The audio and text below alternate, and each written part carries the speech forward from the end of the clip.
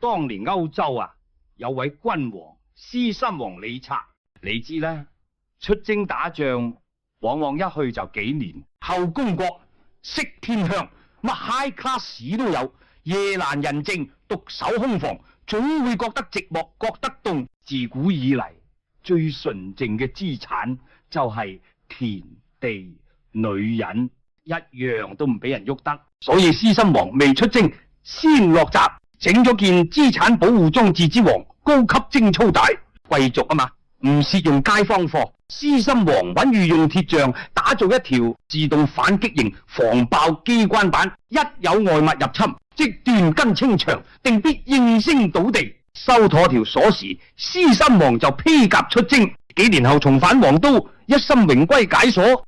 點知一開機關曾開，機心有痕，似係曾經滄海。獅心王頭髮綠光，面黑如鐵，呢次真係 Richard 變碌柒，心頭火起，下令全宮男姬脫褲稽查，務求揾出挑鎖入倉之賊。唔脫猶可，一脫之下頂。滿朝武士下體盡毀，齊齊打折，得返一位黑武士，福壽全歸，毫髮無損。獅心王後代黑君子問佢話：你忠心守道，本王賞你金銀城池，你講啦，你想要乜？黑武士紅都面晒，欲言又止。獅心王誠意拳拳，再問，點知佢唇張難語。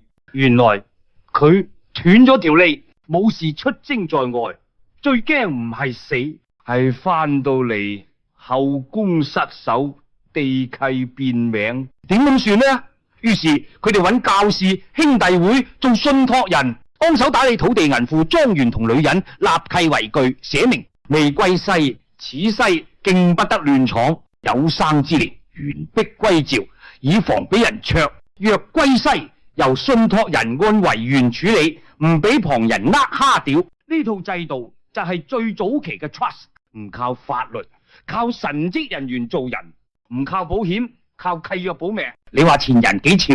呢個制度就係最原始嘅 trust 信託，靠神職人員以崇高道德精神約束，靠契約保命，強制執行所願所想。你話前人先賢幾焉？當年佢哋講一句我信上帝，交託上帝，已經做到財產分配、資產隔離、稅務規劃。其實幾百年前佢哋就已經玩緊 Web 0.01嘅 Smart Contract。多謝閱讀，咸中得道。下集尖尖 Sir 繼續溝談闊論，溝暢不文，部分靈感及節錄源自黃霑不文集，純屬文化延伸演繹，丞相香港不文教父跪安。